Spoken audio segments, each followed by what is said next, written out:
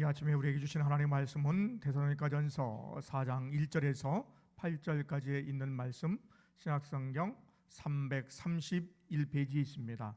데살로니가전서 4장 1절에서 8절까지에 있는 말씀을 우리 한 목소리로 함께 봉독해 올리겠습니다. 4장 1절에서 8절입니다. 시작. 그러므로 형제들아, 우리가 끝으로 주 예수 안에서 너희에게 구하고 권면하노니 너희가 마땅히 어떻게 행하며 하나님을 기쁘시게 할 수 있는지를 우리에게 배웠으니 곧 너희가 행하는 바라 더욱 많이 힘쓰라. 우리가 주 예수로 말미암아 너희에게 무슨 명령으로 준 것을 너희가 아느니라. 하나님의 뜻은 이것이니 너희의 거룩함이라. 곧 음란을 버리고 각각 거룩함과 존귀함으로 자기의 아내 대할 줄을 알고 하나님을 모르는 이방인과 같이 세욕을 따르지 말고 이 일에 분수를 넘어서 형제를 해하지 말라. 이는 우리가 너희에게 미리 말하고 증언한 것과 같이 이 모든 일에 주께서 신원하여 주심이라. 하나님이 우리를 부르심은 부정하게 하심이 아니요 거룩하게 하심이니 그러므로 저버리는 자는 사람을 저버림이 아니요 너희에게 그의 성령을 주신 하나님을 저버림이니라. 아멘. 우리 서로 인사하겠습니다. 할렐루야. 반갑습니다. 사랑합니다. 축복합니다. 하나님을 기쁘시게 합시다. 한번 따라하겠습니다. 하나님을 기쁘시게 합시다. 하나님을 기쁘시게 합시다. 하나님을 기쁘시게 하는 여러분 되시기를 원합니다. 오늘은 계속해서 예수님의 제 이름을 준비하는 성도의 자세 6번째로 하나님을 기쁘시게 합시다 라고 하는 제목으로 은혜를 함께 나누기를 원합니다. 2014년도에 쓰여진 책 중에 무례한 기독교라고 하는 책이 있습니다. 미국의 풀러 신학교가 있는데 그 신학교의 총장이었던 리차드 마우라고 하는 분이 쓴 책입니다. 이분이 대학교 때에 버스를 타게 되었는데 버스 안에 한 중년의 남자가 자리를 이동하면서 이 사람 저 사람에게 대화를 하면서 이렇게 자리를 이동하는 것을 보게 되었습니다. 어느덧 자기 자리에 이 중년의 남자가 오게 되었습니다. 와서 이 중년의 남자는 자기에게 말을 걸어오기 시작합니다. 일상적인 대화로 시작해서 한 15분 정도 되니까 갑자기 주제를 기독교 신앙에 대해서 주제를 바꾸어서 이야기합니다. 그래서 이분이 대답을 했죠. 저도 그리스도인입니다 라고 대답을 하니까 이분이 중년의 남자가 갑자기 화를 내면서 그러면 진작에 얘기하지 그랬냐고 라고 하면서 자리를 벌떡 일어나서 가버리는 거예요. 가만히 생각해 보니까 화가 났습니다. 연대까지 자기에게 잘 대해 준 것은 꾸민 것이고 그 다음에 이렇게 무례하게 자기의 마음을 상하게 하는가? 라고 생각을 했습니다. 그러면서 이 책을 통해서 기독교인들이 무례하다라는 그러한 교양이 없다라고 하는 그러한 이야기로 주제를 이렇게 책을 기술하고 있음을 알게 됩니다. 데살로니가전서 1장, 2장, 3장에 있는 말씀에 보면 신앙에 대한 이론에 대해서 이야기하고 있습니다.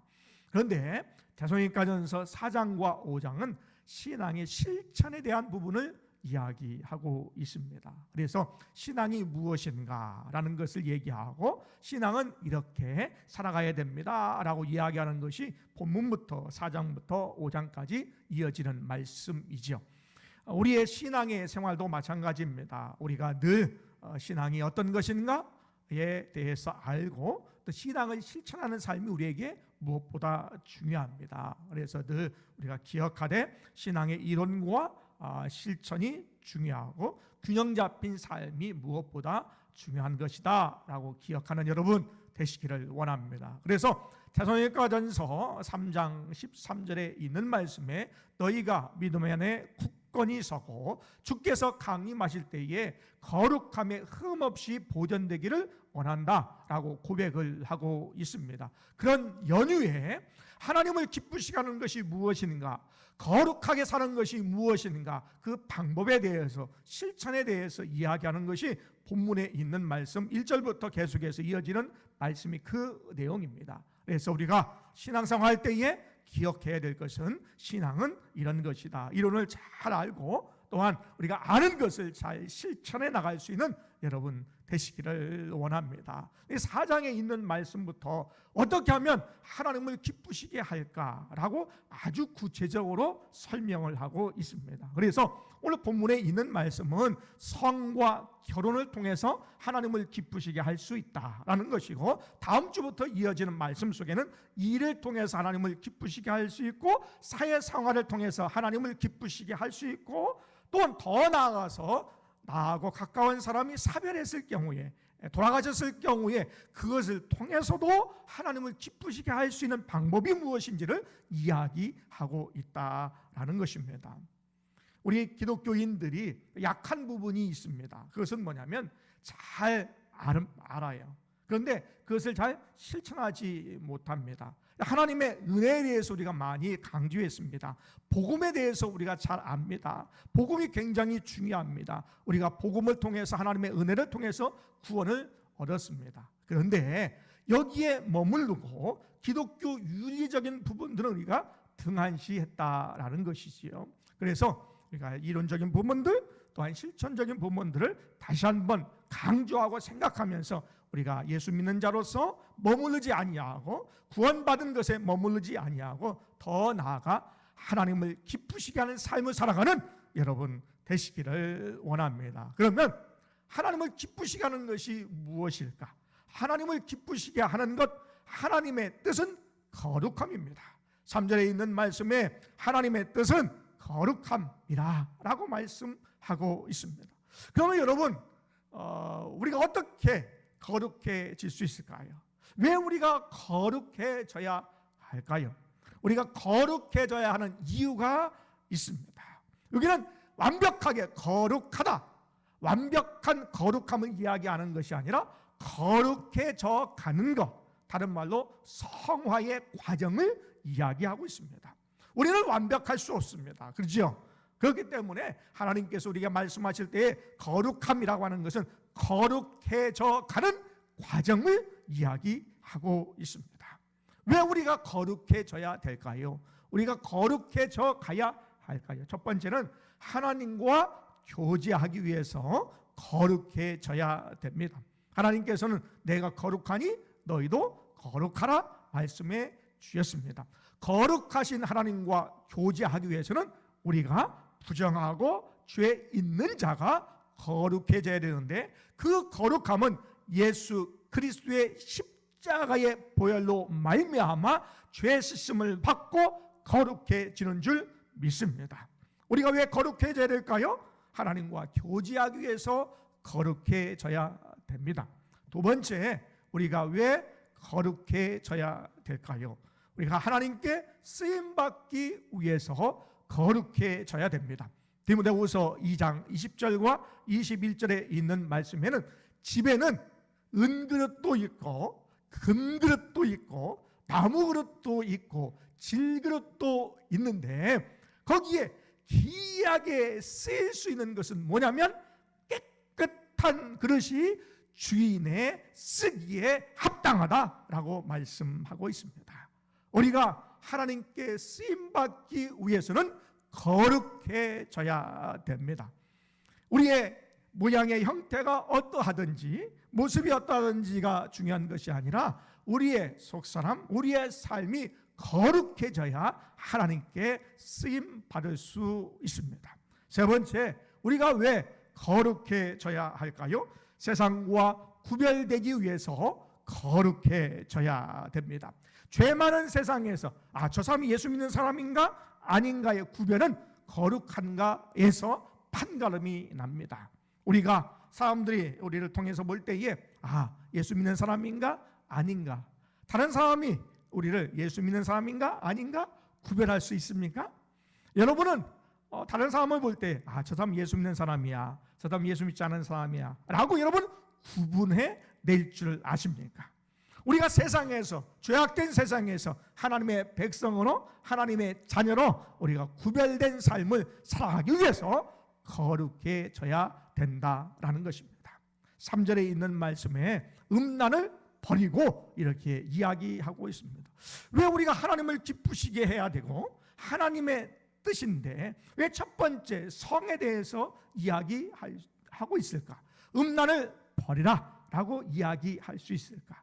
그 이유는 뭐냐면 성은요 인간의 가장 기본적인 욕구이기 때문입니다. 그리고 우리의 실생활과 밀접한 관계가 있기 때문에 성에 대해서, 결혼에 대해서 이야기하고 있습니다. 바울은 오늘 데살로니가 전서를 어디에서 쓰고 있냐면 고린도의 도시에서 쓰고 있어요.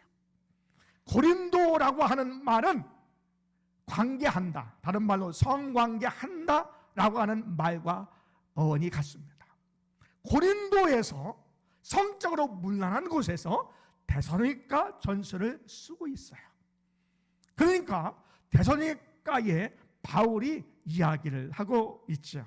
음란을 버려라 라고 이야기하고 있는데 그 당시에 이 로마 제국에 있었던 데살로니가는 우상숭배가 횡행했어요. 우상숭배가 많았습니다. 우상숭배하면서 자연스럽게 성에 대해서 문란하게 연결이 됐습니다. 그래서 우상숭배하는 사람들이 우상숭배할 때에 흥분시키기 위해서 창녀들을 데려다가 우상숭배하는 신전에 함께 있게 했다는 거예요. 그리고 데살로니가에 있는 그런 사람들은 성적인 행동을 대수롭지 않게 생각을 했습니다. 남자들은 성관계를 자기 아내에게만 국한시키지 않았습니다. 동성연애도 흔한 일이었습니다. 근친상간도 문제 삼지 않았습니다.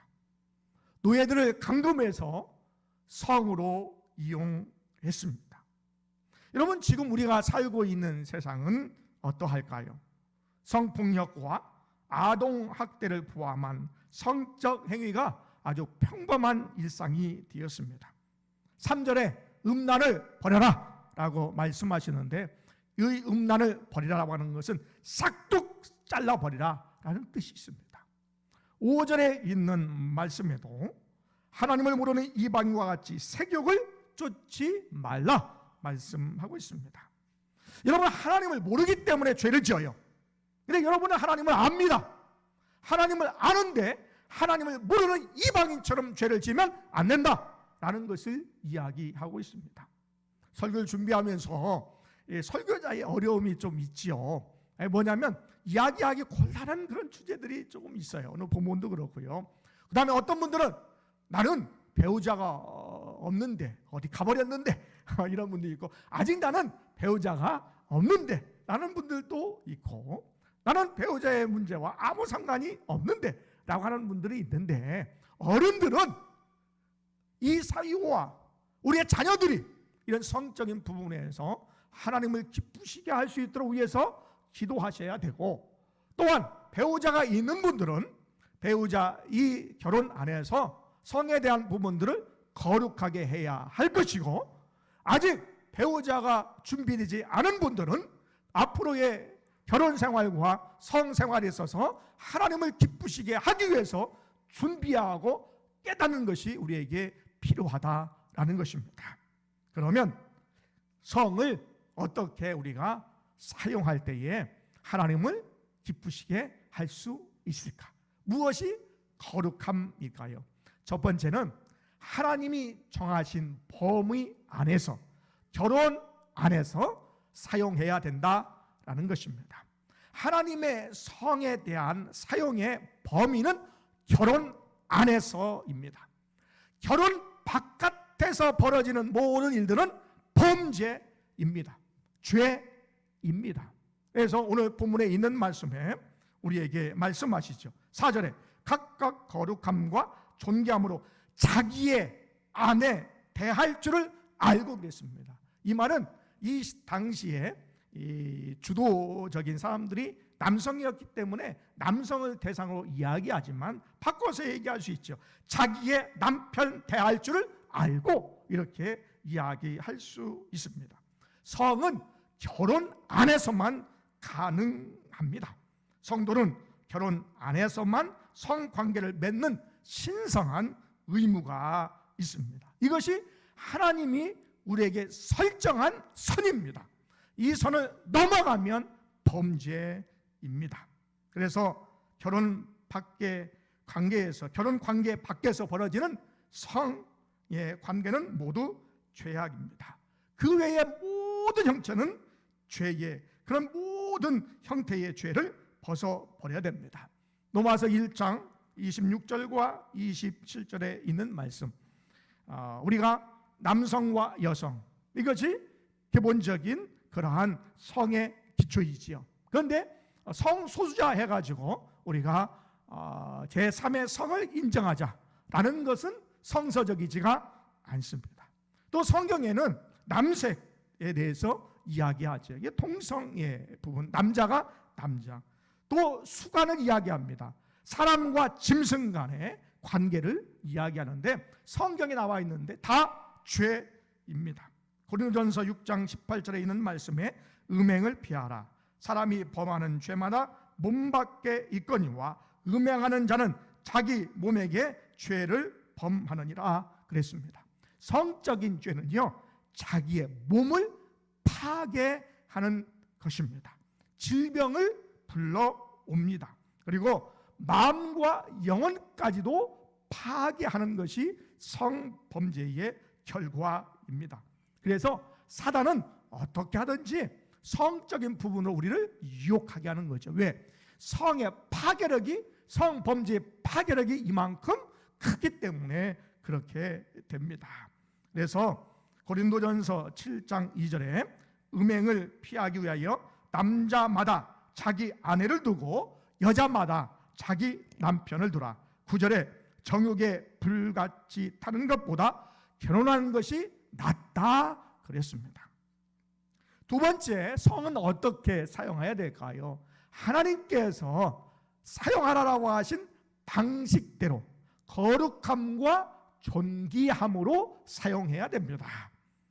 결혼 안에서의 성이 허용된다고 배우자를 자기 마음대로 수단으로 사용해서는 안 됩니다. 배우자를 거룩하게 존귀하게 여겨야 됩니다. 고린도전서 7장 3절에 있는 말씀에 남편은 그 아내에 대한 의무를 다하고 아내도 남편에게 그렇게 해야 한다고 이야기하고 있습니다. 서로에게 의무를 다해야 됩니다. 남편이 문제가 있어요 라고 이야기할 수 있지만 아내에 대한 의무를 등한시함으로 남편이 범죄할 수 있습니다.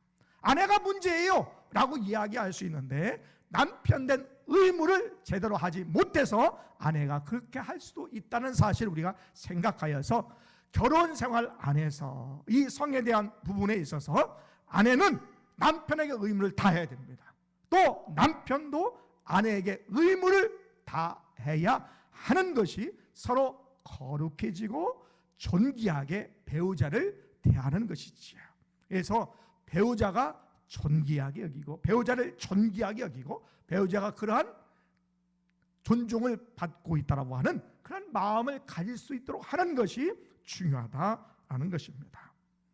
요즘에 TV 드라마나 또 영화에 결혼 외에 성관계를 쉽게 보여주는 거가 많이 있습니다. 결혼하는 것은 따분하다. 그리고 성적인 죄를 과소평가하고 있습니다. 성범죄는 사람의 존엄성을 파괴합니다. 그리고 가족도 파괴하고요. 때로는 교회도 파괴하고요. 또 때로는 나라도 파괴하게 됩니다. 성적인 죄는 우리 자신뿐만 아니라 나와 다른 사람의 관계, 하나님과의 관계도 파괴하기도 한다라는 것이죠. 6절에 있는 말씀에 이 일에 분수를 넘어서 형제를 해하지 말라 말씀하고 있습니다. 이 말은 뭐냐면 배우자가 내 배우자가 아닌 다른 배우자와 관계하는 것은 내 배우자와 내 가족에게 죄를 범하는 것이다 라는 것입니다. 그리고 그 사람의 배우자와 그 가족에게 죄를 범하는 것입니다.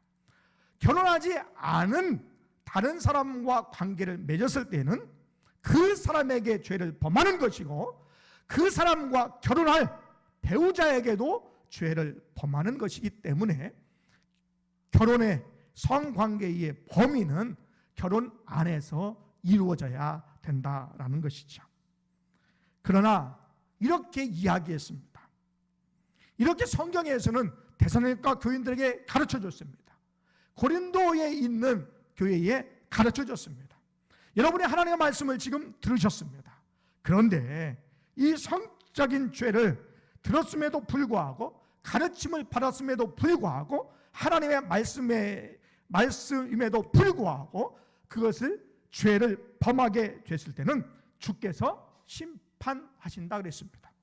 신원하신다, 벌을 내리신다 말씀하셨습니다. 하나님은 여러분의 침실에서 일어나는 은밀한 일까지도 보고 계십니다. 여러분, 소돔과 고모라 우리가 잘 알고 있습니다. 이 소돔과 고모라는 하나님의 불로 심판을 받았습니다. 유다서 1장 7절에 있는 말씀에 바로 불의의 형벌을 받았다, 그래서 우리의 거울이 된다라고 말씀하고 있습니다. 우리가 성범죄를 통하여서 그 결과로 우리가 보여지는 것들이 있습니다. 세상의 현상들, 그다음에 정치인들, 유명한 사람들, 연예인들, 아주 권력을 가진 사람들이 하루아침에 나락으로 떨어지는 것을 우리가 알게 됩니다. 만약에 그것을 보면서 또 성경에 있는 것을 보면서 하나님의 말씀을 통하여서 아하, 이 성범죄는 안 되겠구나 라는 것을 우리가 깨닫고 거울로 삼는 여러분 되시기를 원합니다. 이 폼페이의 그러한 화산재로 몰락했던 이 도시를 우리가 알고 있지요. 거기에는 수많은 것들이 이제 바다에 빠지고 화산재에 덮이면서 없어졌다가 그것이 발굴되면서 그 당시에 있었던 그 벽에 있었던 이 벽화들을 통해서 그 당시에 음란했던 성범죄의 그러한 모습들을 알게 되죠. 하나님은 이 범죄에 대해서 심판하신다라는 것입니다. 그러면 우리가 이 성적인 영역에서 우리가 어떻게 거룩해질 수가 있을까요? 우리가 어떻게 거룩한 삶을 유지하면서 살아갈 수 있을까요? 첫 번째는요, 하나님의 말씀입니다. 할렐루야! 하나님의 말씀은요, 우리를 거룩하게 합니다. 디모데전서 4장 5절에 있는 말씀에 하나님의 말씀과 기도로 거룩하여집니다 말씀하고 있습니다. 우리가 아무리 노력하고 애쓰고 수고해도 우리의 본성은요 힘들어요, 어려워요. 그런데 이것을 이길 수 있는 것은 하나님의 말씀인 줄 믿습니다. 하나님의 말씀이 말씀다워지고 말씀을 들려지고 말씀으로 행하며 말씀에 순종할 때에 우리가 거룩한 삶을 살게 되는 줄 믿습니다. 디모데후서 3장 16절 17절에 있는 말씀에 모든 성경은 하나님의 감동으로 된 것으로 교훈과 책망과 바르게 함과 의로 교육하기에 유익하니 이는 하나님의 사람으로 온전하게 하며 모든 것을 행할 능력을 갖추게 하려 함이라 말씀하고 있습니다. 여러분, 우리가 하나님의 말씀 성경을 읽어야 됩니다 얘기하는데 우리에게 그렇게 크게 다가오지 않을 수도 있어요. 근데 여러분, 하나님의 말씀은요 살아있습니다. 그 말씀대로 살아가면 여러분 능력이 있습니다. 거룩해질 수 있습니다. 그런데 그 말씀 우리가 읽지를 않아요. 그 말씀 우리가 공부하지 않아요. 그 말씀을 우리가 들으려 하지 않아요. 그 말씀 우리가 귀하게 여기지 않는 거예요. 여러분, 하나님의 말씀으로 사는 여러분 되시기를 원합니다. 그러면 거룩해지는 거예요. 하나님의 사람이 되는 거예요. 하나님과 교제하는 거예요. 하나님께 쓰임받는 사람이 되는 줄 믿습니다. 하나님의 말씀은요 우리를 거룩하게 하십니다. 할렐루야! 이 말씀을 여러분 믿기를 원합니다. 두 번째, 우리가 어떻게 하면 거룩해져야 될까? 거룩해질 수 있을까? 두 번째는 성령을 통해서 거룩해질 수가 있습니다. 8절에 있는 말씀이 그럽니다. 너희가 사람을 저버리지는 것이 아니라 성령을 보내신 하나님을 저버림이라라고 말씀하고 있습니다. 왜 하나님이 성령을 우리에게 보내주셨을까? 성령은요, 거룩하게 하시는 분이십니다. 데살로니가 후서 3장 15절에 있는 말씀에 성령 우리를 거룩하게 하신다 말씀하고 있습니다. 성령이 우리에게 오시면, 성령이 충만하면 우리의 속사함이 새로워집니다. 우리를 거룩하게 하십니다. 누가? 성령께서 거룩하게 하시는 거예요. 그래서 여러분, 하나님의 말씀을 듣고 그 말씀을 내가 받아들이고 하나님의 말씀을 내가 살겠구나 라고 여러분이 결심하고 그렇게 사시는 여러분 되시기를 원합니다. 만약에 그렇지 않으면 이것을 저버리는 건데, 무엇을 저버리면 하나님의 말씀을 저버리는 것이고 또한 성령을 우리에게 보내신 하나님을 저버리는 것이다 라는 것이에요. 데살로니가 교회의 교인들은 하나님의 말씀을 배웠습니다. 하나님의 말씀을 들었습니다. 그리고 하나님의 말씀대로 살아갔습니다. 여러분도 하나님의 말씀을 듣고 계십니다. 하나님의 말씀대로 하나님의 말씀을 여러분이 배웠습니다. 그리고 더 해야 될 것은 우리가 여기에 머무르는 것이 아니라 구원받은 것에 국한돼서 우리의 신앙생활로 끝나는 것이 아니라 우리가 더 거룩해져야 된다라는 거예요. 그래서 1절에 2절에 있는 말씀에 너희가 더욱 힘쓰라 라고 이야기를 하고 있습니다. 하나님의 말씀을 통하여서 성령을 통해서 거룩해지는 여러분 되시기를 원합니다. 하나님을 기쁘시게 해야 됩니다. 하나님을 기쁘시게 하는 것은 하나님의 뜻입니다. 하나님의 뜻은 우리의 거룩함입니다. 우리의 성적인 부분에서 거룩하기 위해서는 하나님이 정하신 범위 안에서, 결혼 안에서 사용해야 됩니다. 또 하나님이 우리에게 가르쳐주신 방식대로 거룩함과 존귀함으로 사용해야 됩니다. 그리고 하나님의 말씀을 통하여, 성령을 통하여 거룩해져서 하나님을 기쁘시게 하는 삶을 살아가는 우리 모두가 되시기를 원합니다. 이 시간에 함께 잠시 기도하기를 원합니다. 성적인 부분이 참으로 기본적인 거 아무것도 아니라 생각할 수 있지만 그것이 우리의 삶을 전폭적으로 다 좌지우지할 수가 있습니다. 여러분이 배우자에게 의무를 다하지 못했다면 그것도 여러분 회개하셔야 됩니다. 그리고 결혼 안에서 이루어지지 않은 관계에 있어서 지금까지 그렇게 살았다면 여러분 회개하시기를 바랍니다. 그래서 하나님, 우리의 몸과 우리의 영혼과 우리의 마음이 하나님 앞에 거룩해질 수 있도록 도와달라고 이 시간에 잠시 참여하는 마음, 결단하는 마음으로 기도하기를 원합니다.